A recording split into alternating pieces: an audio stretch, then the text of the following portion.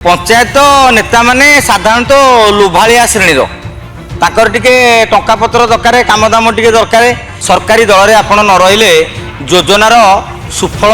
नहीं पारिबेनी। अतीत विजु जनता दल प्रति आकृष्ट होते बीजेपी कांग्रेस नेता आज आकृषित होती कांग्रेस जाकि बीजेडी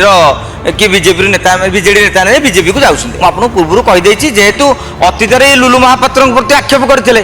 झील सी भी जानते तेणु आज संजय हारी जाइए आक्षेप कर राजनीति में आक्षेप प्रत्याक्षेप चले यहाँ गोटे ये नुहे कौनटा स्कोप मिलता एमएलए होते मंत्री होते दलर सभापति होते ना कौन करते आपड़ समिश्य जीतते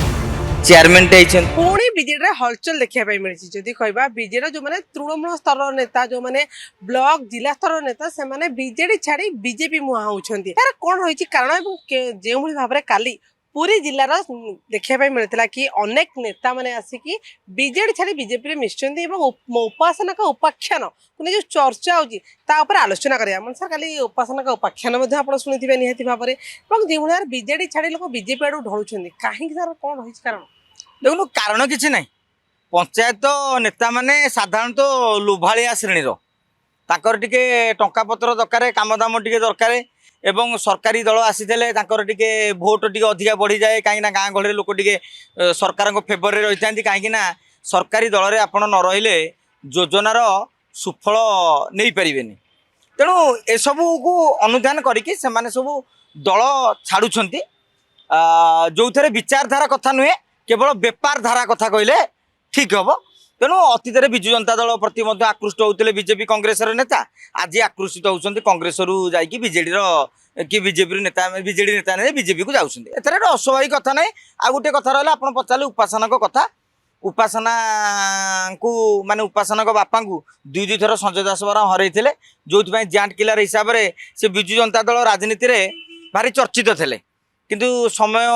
बदली जाइए। बर्तमान संजय दास वर्मा को थरे लुलु महापात्र भाई हरई एथर संजय दास वर्मा हारीजे बोले बोधे सत्यवादी पलैते ना झील हरई था तेणु सी गोटे मधुर प्रतिशोध नहीं बापा को जो भाव में संजय दास वर्मा अतीत गुंडा विभिन्न प्रकार टीका टिप्पणी दौले हारी जाते बोली तेणु झील ए राग सुझाव तेणु कथाटा हूँ राजनीति में हार जीत रही नुआ कथा नुहे किंतु आमे कहवा जे सी कनिष्ठ नेता मुझे ग्रहण करें कहीं जी हरईदेला सी हूँ टाणुआ जी हारी माने सी हारू नेता जे जीति माने जीतु नेता खंडे भोट दी खंड भोट जो कारण जो जीतु। तेणु ये भाव में देखिले बीजेपी मिश्रण पर्व चलवा गोटे स्वाभाविक कथा समस्त कथा भी जानी देखा जाऊ आगामी दिन में विजु जनता दल संजय दास वर्मा किभली संगठन करी से कमबैक करें आप देखो दिथर हारिले लुलु महापात्र संजय दास वर्मा ठारू परवर्ती समय परिवार लोक तो पुणी कमबैक कले तेणु काली जे संजय दास वर्मा पुणी ब्रह्मगिरी आसबेनी एक कथा आम एबेठू कहीपरिबानी सेटा उपासना उपर निर्भर करे तुम लोकों पाखे किभली भाव में पहुँचुच लोकंर मन केमी जुणुच लोकों आस्था विश्वास केमती भाजन हो पारुच अनेक जिनस रही जोटा कि उपासना उपर निर्भर करे। आज जो टोन रे आपड़ कहले काली की भी से टोन रे कहवाई 27 पंचायत निर्वाचन जीतिया पड़ो 29 साधारण निर्वाचन भी जीतिया पड़ो सर जो भाव में बीजेडी स्थिति रही संजय दास वर्मा सब निजक गोटे प्रायोरिटी नेता गोटे वरिष्ठ नेता सर सब गणई तो से स्थान में गोटे युव विधायक बारंबार आक्षेप करवा सी तार किसी प्रत्युत्तर न रखिपर एटा केमती देखुं ना ना ना संजय दास वर्मा काली यार प्रत्युत्तर रखिंट कहले कार केते लोकप्रियता निर्वाचन आसिले पुणी जना पड़ो कारण सी जोश अच्छा ब्रह्मगिरी को रुषिकी ये जाऊन संजय दास वर्मा एवं किंतु ब्रह्मगिरी उपर फोकस कर आरंभ कर शंख भवन में डाकिकी बैठक करुँच निर्वाचन जाकि बैठक करुँच पूर्व कहीदे जेहेतु अतीत लुलु महापात्र प्रति आक्षेप करते झील सी भी जानते तेणु आज संजय हारी जाइए आक्षेप कर राजनीति में आक्षेप प्रत्याक्षेप चले यहाँ गोटे ये नुहे आ ब्रह्मगिरी जो भाया आसन जो प्रति कथार ठेंगा उठे खंडा बुले बोमा फुटे से एक निर्वाचन मंडली रे एगुरा सब धराबंधा कथा एमती भी समय था आज्ञा संजय दास वर्मा विधायक थे किंतु बैनर मारी पार नुले संजय दास वर्मा जी बैनर मरा होता लुलु महापात्र निर्वाचन से बैनर मरा होता कारण बैनर भी चिरुले कांग्रेस लोक समय समय खेल ସାର୍ ଯେଉଁ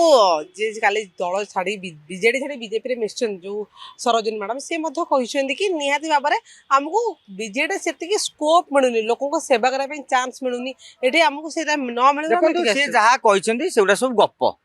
କ'ଣଟା ସ୍କୋପ୍ ମିଳିଥାନ୍ତା ଏମ୍ଏଲ୍ଏ ହେଇଥାନ୍ତେ ମନ୍ତ୍ରୀ ହେଇଥାନ୍ତେ ଦଳର ସଭାପତି ହେଇଥାନ୍ତେ ନା କ'ଣ କରିଥାନ୍ତେ ଆପଣ ସମିଶ୍ୟ ଜିତିଥିଲେ ଚେୟାରମ୍ୟାନ୍ଟେ ହେଇଛନ୍ତି ବିଜେଡ଼ିର କେଉଁ ନେତା ସେ ବ୍ରହ୍ମଗିରିର ସଜୟ ଦାସ ବରୁଆନ୍ତେ ତମକୁ ଚାହିଁଲେ ବୋଲି ଚେୟାରମ୍ୟାନ୍ଟି କରିଥିଲେ ତେଣୁ ସ୍କୋପ୍ ମିଳୁନି ଏଇନା କ'ଣ ବିଜେପି ତମକୁ ଟିକେଟ୍ ଦେଇଦେବ ଉପାସନା ଟିକେଟ୍ କାଟିକି ତାଙ୍କୁ ଟିକେଟ୍ ମିଳିବ ଚାନ୍ସ ନାହିଁ ସେ କାଲି ଚେୟାରମ୍ୟାନ୍ ହେବେ କି ନାହିଁ ତାକୁ ମଧ୍ୟ ଗ୍ୟାରେଣ୍ଟି ନାହିଁ ତେଣୁ ସ୍କୋପ୍ ମିଳୁନଥିଲା ବିଚାରଧାରା କଥା ନାହିଁ ଆପଣ କହୁଛି ବିଚାରଧାରା ପଛକୁ ବେପାର ଧାରା ଆଗକୁ ସାର୍ ଯେଉଁଭଳି ଭାବରେ ବିଜେଡିର ବର୍ତ୍ତମାନ ସ୍ଥିତି ଅଛି ଆଶା କରିପାରିବା 27 ନିର୍ବାଚନ ଆଉ 29 ସାଧାରଣ ନିର୍ବାଚନରେ ବିଜେଡିର ସ୍ଥିତି କିଛି ସମ୍ଭାଳିକି ଥିବ ବା କିଛି ବଞ୍ଚିକି ଦେଖନ୍ତୁ ସେଇଟା ସବୁ ନେତାଙ୍କ ଉପରେ ନିର୍ଭର କରେ ଆମର ହେଉଛି ଚାଷ ଯେମିତି ସବୁ ହେଉଛି ଧାନ ଚାଷ ମକା ଚାଷ ଗହମ ଚାଷ ମାଣ୍ଡିଆ ଚାଷ ବାଇଗଣ ଚାଷ ଆଳୁ ଚାଷ ଟମାଟୋ ଚାଷ ଠିକ୍ ସେଭଳି ଏଇଟା ହେଉଛି ଭୋଟ ଚାଷ ଚାଷୀ ଉପରେ ନିର୍ଭର କରେ ସେ କେତେ ଚାଷ କରୁଛି ଚାଷୀ ଉପରେ ନିର୍ଭର କରେ ସେ କେତେ ଫଳ ଫଳେଇବ ତେଣୁ ଅପେକ୍ଷା କରିବା ଗ୍ରାଉଣ୍ଡରେ କିଏ ଲୋକଙ୍କ ସାଙ୍ଗେ ରହୁଛି 27 ପଞ୍ଚାୟତ ନିର୍ବାଚନ ଉତ୍ତର ଦେବ 29 ନିର୍ବାଚନ ବି ଉତ୍ତର ଦେବ ତ ଆପଣ ଶୁଣୁଥିଲେ ଏଥର ଏକ ନେତାଙ୍କୁ ଚାଷୀ ବନେଇବା ପାଇଁ ପଡ଼ିବ ଧାନ ଚାଷ କି ଗହମ ଚାଷ ନୁହେଁ ଭୋଟ ଚାଷ କରିବା ପାଇଁ ପଡ଼ିବ ଯଦି ଭୋଟ ଚାଷ ଠିକ୍ ଭାବରେ କଲେ ନିହାତି ଭାବରେ ଫଳାଫଳ ସାମ୍ନାକୁ ଆସିବ ଭୁବନେଶ୍ୱର ଦୀପକ ସହିତ ନଳିନୀଙ୍କ ରିପୋର୍ଟ।